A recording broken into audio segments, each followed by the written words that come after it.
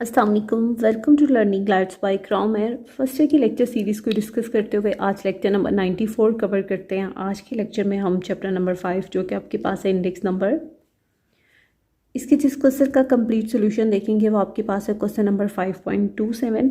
Let us suppose वो student जो इस क्वेश्चन से इस लेक्चर सीरीज़ को देखना शुरू हुए हैं तो उनसे रिक्वेस्ट यही है कि आप प्रीवियस क्वेश्चन जो है 5.26 इसे भी ज़रूर वॉच कीजिएगा, सीक्वेंस वाइज देखिएगा 5.26, 5.27 एंड इंशाल्लाह इनकमिंग क्वेश्चन 5.28। तो आपको इन तीनों क्वेश्चंस की जो बेसिक लॉजिक है वो समझ आ जाएगी और ये तीनों question paper point of view से काफ़ी इंपॉर्टेंट है, तो ध्यान से समझिएगा। स्टेटमेंट की तरफ चलते हैं।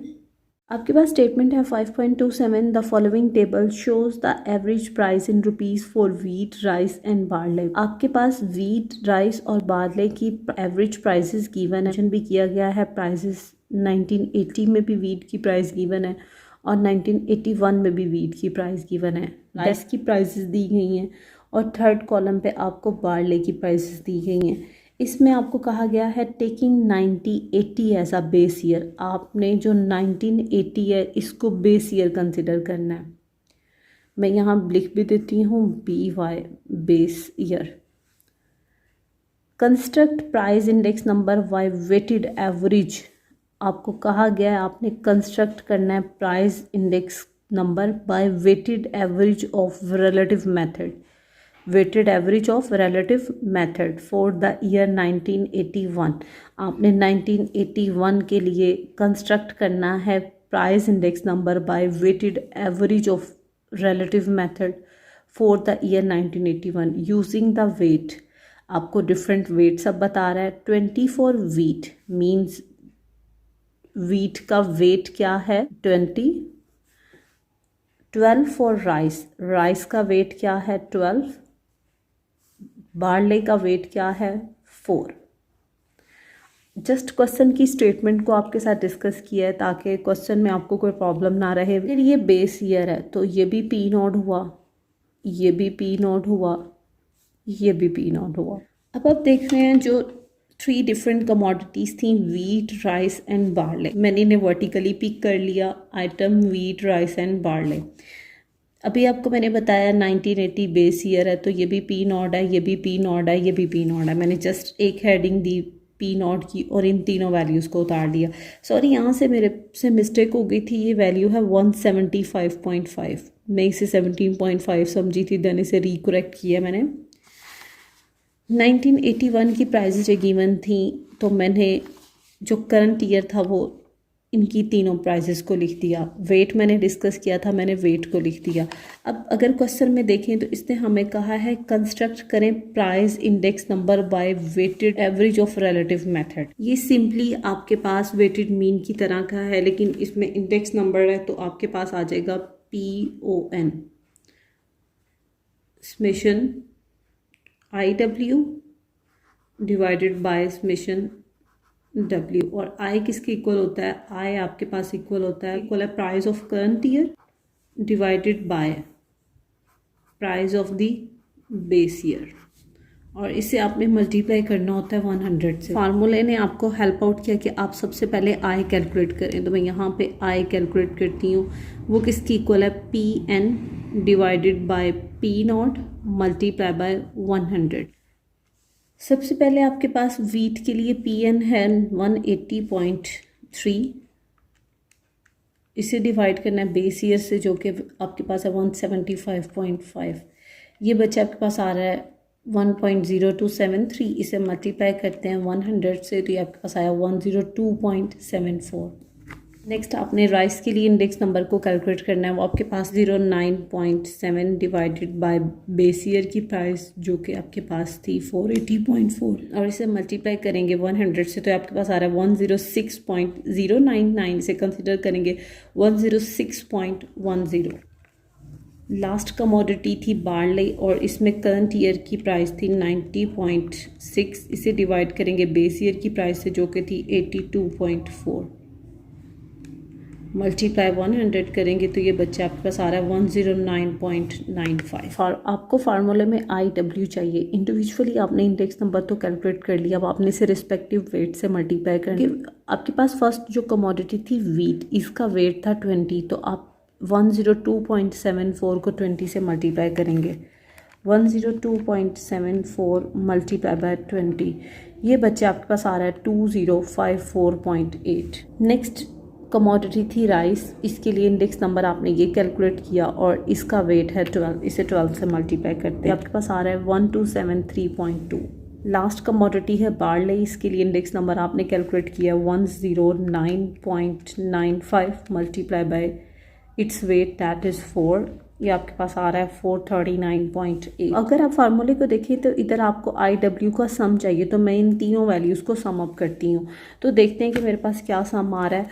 2054.8 प्लस 1273.2 प्लस 439.8, ये आपके पास आ रहा है 3767.8। फार्मूले में इन वैल्यूज़ को सब्स्टिट्यूट करते हैं तो IW के प्रोडक्ट का सम आपके पास आया 3767.8, जबकि समेशन W मीन वेट का टोटल आपके पास 20 प्लस 12 आपके पास आएगा 32, 32 प्लस 4 ये आपके पास आ रहा है 36। इसे डिवाइड करना है 36 से, तो देखते हैं कि हमें क्या मिल रहा है। और जब आप इसे डिवाइड करते हैं तो ये आपके पास आ रहा है 104.66 और यही आपका रिक्वायर आंसर है। लास्ट पे मैं एक पॉइंट आपके साथ डिस्कस कर रही हूँ, वीडियो थोड़ी लॉन्ग हो जाएगी। अगर आपको जस्ट सोल्यूशन चाहिए था तो आप स्किप कर दीजिएगा इस पोर्शन को, लेकिन अगर आप लास्ट तक वीडियो के साथ रहते हैं तो होपफुली ये जो पॉइंट मैं आपके साथ एक्सप्लेन कर रही हूँ आप ही की हेल्प होगी। मोस्टली क्लास में जो हम देख रहे हैं स्टूडेंट्स को इशू आता है 5.27 और 5.26 में, वो डिफरेंस क्रिएट नहीं कर पा रहे होते। वो कहते हैं जब चीज़ें एक थी तो इधर आपने ये फार्मूला लगाया, प्रीवियस क्वेश्चन में आपने ये फार्मूला क्यों नहीं लगाया। तो मैं आपके साथ एक्सप्लेन करती हूँ कुछ रीजंस, ताकि आपको इन दोनों क्वेश्चंस में डिफरेंस पता चलता रहे, जो सिमिलैरिटीज़ हैं वो नेचर भी आप समझ सकें। राइट साइड पे स्क्रीन पे आपके पास क्वेश्चन नंबर 27 रहेगा, जबकि लेफ्ट साइड पे मैं आपके साथ एक्सप्लेन करने लगी हूँ क्वेश्चन नंबर 5.26। मैंने लास्ट लेक्चर में सॉल्व तो करवा दिया था, लेकिन मैं इन दोनों का डिफरेंस आपके सामने पेश करना चाह रही हूँ। ये इशू था कि इसमें ईयर आपको 1935 से लेकर 1943 तक गिवन थे, और जो आज का क्वेश्चन हमने किया 5.27 इसमें जस्ट 2 ईयर मेंशन थे। एक ये डिफरेंस हुआ इसमें। नेक्स्ट आपको बीफ और मटन गिवन था, आपने इंडेक्स नंबर कैलकुलेट किया था। आप देख रहे हो कि आपको बीफ की मल्टीपल प्राइजेस गिवन थी, ऐसे ही है मटन की भी मल्टीपल प्राइजेस गिवन थी, क्योंकि जितने ईयर होंगे ऑफ कोर्स उतनी ही वैल्यूज़ आपको गिवन थी। तो क्या इधर भी आपने आई फाइंड आउट किया था, क्योंकि बीफ ज़्यादा थे, ईयर ज़्यादा थे, तो आपके पास आई भी ज़्यादा ही आएंगे। इसी तरह अगर आप इधर देखो आइटम में, तो मैंने वीट के लिए भी इंडेक्स नंबर कैलकुलेट किया, क्योंकि वीट की एक ही बेस ईयर की प्राइस थी और एक ही करंट ईयर की प्राइस थी, तो इधर भी मैंने आई फाइंड आउट किया, और सेम यही वर्क मैंने यहाँ भी किया था। नेक्स्ट देखें राइस, इसके लिए भी मैंने आई फाइंड आउट किया, ये आया मेरे पास। बार्ले था, मैंने इसके लिए भी आई फाइंड आउट किया। तो देखें यहाँ पे मैंने PON का आंसर निकाला है 104.66.26 देखें, तो मैंने ये वाला फार्मूला आपके साथ यूज़ किया है। तो मैंने क्वेश्चन नंबर 5.27 में ये फार्मूला क्यों नहीं लगाया, तो देखते हैं कि क्या वजह थी इसकी, इसमें हम क्यों इधर ले आए हैं इस क्वेश्चन को। अगर आपने देखा होगा तो क्वेश्चन नंबर 5.26 में मैंने फार्मूला यूज़ किया PON का W1I1 plus W2I2 divided by W1 plus W2। और अगर मैं इस क्वेश्चन में देखूं तो मेरे पास तो I3 आ रहे हैं 1 2 3, तो मुझे बार्ले के लिए भी तो चाहिए होगा, तो इसे भी मैं W3I3 से मल्टीप्लाई करती हूँ, और डिवाइड किससे करना पड़ेगा, मुझे W3 भी ऐड हो जाएगा। तो करके देखते हैं इसमें ऐसा कौन सा प्रॉब्लम है। 102.74 multiply by W1 that is 20। इसमें प्लस मुझे क्या करना पड़ेगा, W2 जो कि है 106.10 मल्टीप्लाई बाय 12। थर्ड पे देखें 109.95 multiply by 4 divided by W1 है आपका 20 और W2 है 12 और W3 है 4, तो ये तो बन रहा है 36। न्यूमिनेटर देखें तो क्या ये इस कॉलम के सम से मैच नहीं करेगा, और जब इसे 36 से डिवाइड करेंगे तो आपके पास 104.66 आएगा।